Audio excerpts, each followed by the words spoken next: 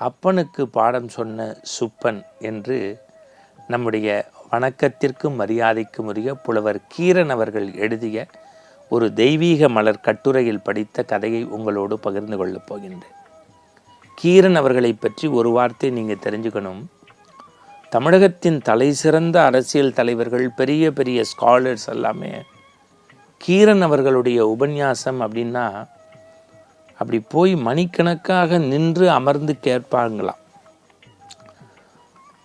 நாத்திக சிந்தனை கொண்டவர்கள் கூட ஆத்திகத்தின் பக்கம் தன் செவிகளை திருப்பி பார்க்கின்ற வகையில் செவிக்கும் சிந்தைக்கும் கூர்மையான கருத்துக்களை சொன்னவர் மேடையின் நாடக மயில் என்கின்ற புலவர் கீரன் எழுதுகிறாங்க.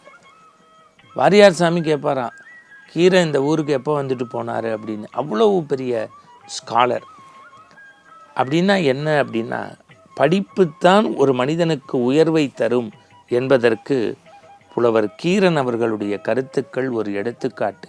அவர் ஒரு மலரில் ஒரு கட்டுரை எழுதியிருக்கார். அப்பனுக்கு பாடம் சொன்ன சுப்பன். தன் அப்பனாகிய சிவபெருமான் யார்? அம்மையே அப்பா ஒப்பிலாமணியே அன்பின் விடைந்த ஆரமுதேன்னு இந்த உலகமே கொண்டாடக்கூடிய சிவபெருமானுக்கே பாடம் நடத்திய குரு முருகன். எப்படி அப்பாவுக்கு புள்ள பாடம் எடுப்பார்? எடுத்திருக்கார். அவர் எழுதுகிறார், இந்த சிவனுக்கு நல்ல ஃப்ரெண்ட்ஸு உண்டாம். அதில் முக்கியமான நபர் யாருன்னா பிரம்மாவாம். இந்த பிரம்மாவுடைய டியூட்டி என்ன? அவர் எழுதுகிறார், பிரம்மாவுக்கு படைக்கின்ற வேலை அப்படின்னா என்ன? ஒரு ப்ராடக்டை உற்பத்தி சென்றோம்ல, படைக்கிறோம்னு சொல்கிறோம்ல, அது மாதிரி மனித சமூகத்தை படைக்கக்கூடிய பணியை செய்வது பிரம்மா. பிரம்மாவுடைய நண்பர் சிவன். இந்த சிவனும் பிரம்மாவும் அப்பப்போ மனம் விட்டு பேசுவாங்களாம். கைலேங்கிரியில் சிவனை பார்க்குறதுக்கு பிரம்மா போனாராம். போனவர் வாசலில் இருந்த முருகனை பார்த்துருக்காரு. அவருக்கு ஒரு ஹலோ சொல்லியிருக்கலாம், பார்க்காம உள்ளே போயிட்டார். அதை முருகனும் பெருசாக எடுத்துக்கலை. தம்பி வீரபாகு இருந்தாராம். அண்ணா உன்னை பார்த்துட்டு பார்க்காத மாதிரி போகிறாருன்னாராம். அட விடு அப்படின்னு சொல்லியிருக்கலாம் முருகன். வரும்போது பார்த்துக்கலான்னாராம். அட விடு, வரும்போது பார்த்துக்கலான்னாராம். ஏன்? அப்பாவுக்கே அவர் ஃப்ரெண்டு, அதனால் அப்பாட்ட பேசிட்டு பிள்ளைகிட்ட பேசலான்னு நினைப்பாருன்னு நேராக அப்பாட்ட போய் பார்த்தவர் பேசிட்டு கிடுகிடுன்னு வெளியில் வந்திருக்காரு. 1/2 hour கழிச்சு அப்பையும் பார்த்துட்டு பார்க்காத மாதிரி போயிருக்காரு. இப்போ திருப்பியும் வீரபாகு, இப்பையும் பார்க்கலேன்னாராம். அவரை கூப்பிடுன்னாராம். வாட் இஸ் யுவர் நேம்னு கேட்டிருக்காரு. யார்? Murugan. My name is Brahma அப்படின்னு சொல்லிட்டாரு. எழுதுறாரு பாருங்க புலவர் கீரன், ஒரு பாமரனுக்கும் புரிகிற மாதிரி. உங்கள் பேர் பிரம்மா, உங்களுடைய ஒர்க் என்ன? நீங்கள் என்ன பணி செய்கிறீங்க? நான் தான் உலகத்தில் எல்லாம் படைக்கிறேன். அவன் அருளாலே படைக்கலன்னு சொல்லியிருந்தால் ஆணவம் கம்மியாக இருக்கும். நான் தான் இந்த உலகத்தில் எல்லாத்தையும் படைக்கிறேன்னா. நான் ஆரம்பத்திலே சொன்னேன், ஒரு ப்ராடக்ட்டு தான் க்ரியேட் பண்ணுறது. படைக்கிறீங்களா? உன்னை படைக்கணும்னா படிக்கணுமே, என்ன படிச்சிருக்கீங்கன்னு கேட்டிருக்காரு. அதுக்கு பிரம்மானா எதை படித்தார்? வேதத்தை அனைத்தையும் நான் கற்றுணர்ந்தவர். அப்போ எல்லாத்துலேயும் அந்த நெடி இருந்திருக்கு பாருங்க. பேர் என்ன? பிரம்மா.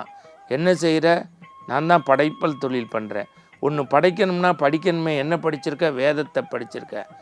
எங்கே பிரணவ பொருளுக்கு விளக்கம் சொல்லுங்க. ஓம் அப்படின்னா என்னன்னு கேட்டிருக்காரு. நம்மளால் ஒரு ஸ்டூடெண்ட்டு அடுத்த கொஸ்டினுக்கு தவற மாதிரி, அதாவது ஏன்னா இந்த நெடி ஆணவம் தலைக்கேறுகின்ற போது தான் செய்கிற செயல் நம்ம கண்ணுக்கு தெரியாது. இப்போ பெண்கள் தலைவாரிகிட்டே இருப்பாங்க, சீப்பை தலையில் வச்சுக்கிட்டே தேடுவாங்க. நம்ம வீட்டை பூட்டியிருப்போம், மணி ஆயிடுச்சுன்னு சாவியை இடுப்புலையோ பைக்குள்ளேயோ வச்சுட்டு பர்சுக்குள்ளே வச்சு ஊரே தேடுவோம். ஏன்? நமக்கு படபடப்பு வருகின்ற போது பனி சிதறி போயிடும். அது மாதிரி இந்த பிரம்மா அடுத்த வேலைக்கு அப்படி சுவிட்ச் ஓவர் ஆகிறதுக்கு பண்ணும்போது, தெரிஞ்சால் சொல்லு, தெரியலன்னா இங்கே வான்னு கூப்பிட்ருக்கார். நீ தான் பிரணவ பொருளுக்கு விளக்கம்னு சொல்லியிருக்கலாம். ஆணவன் கண்ணை மறைச்சில்ல, நங்குன்னு தலையில் கொட்டி உள்ளே தூக்கி சிறையில் போட்டார். நந்தி தேவர் சிவகணங்கள்லாம் வந்து கேட்டார், பைலே கொடுக்கல. பிறகு சிவபெருமான் வந்துட்டார். அப்பா நீ செய்கிறது சரியா? இப்படி உலகத்தை படைக்கக்கூடிய பிரம்மாவை கொண்டு போய் இப்படி அரெஸ்ட் பண்ணி உள்ளே வச்சுருக்கேன். யூனிவர்சிட்டியில் கொடுக்கக்கூடிய கான்வகேஷன் சர்டிஃபிகேட் ஒரிஜினலாக இருக்கணும். யூனிவர்சிட்டியே டூப்ளிகேட் கொடுக்கலாமா?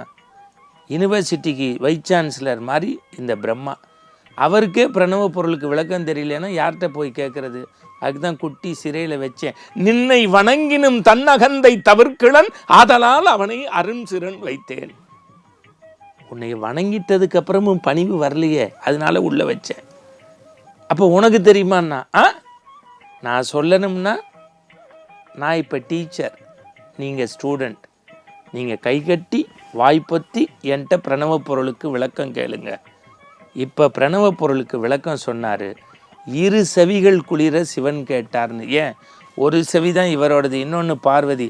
2 பேர் மனம் குளிர புள்ள சொன்னானா. அதுதான் என்ன? ஈன்ற பொழுதில் பெரிதுவக்கும் தன்மகனை சான்றோன் என கேட்டதாய். அப்போ சிவன் பார்வதியும் அகமகிழ்ந்து ஆனந்தமாயிட்டாங்க. தான் தவற உணர்ந்த பிரம்மாவும் ஆனந்தமாயிட்டாரு. பிரணவ பொருளுக்கு விளக்கம் சொன்ன முருகனும் ஆனந்தத்தை கொடுத்துட்டாரு. இப்போ கேட்ட உங்களுக்கும் சொல்கிறேன், இந்த காது ஒவ்வொரு இந்து காதும் பார்த்தீங்கன்னா ஓம்ங்கிற ஒளி வடிவில் இருக்கும். ஏன் காது குத்துறோம்னா, இம்முங்கிற புள்ளி வைக்கிறதுக்கு தான் காது குத்துறோம். செவி வழியில் கேட்பது ஆனந்தம், நம்முடைய சமய சின்னங்கள் பூசுவதும் ஆனந்தம். இது எல்லாம் கேட்க கேட்க கேட்க தான் ஆணவம் குறையும்.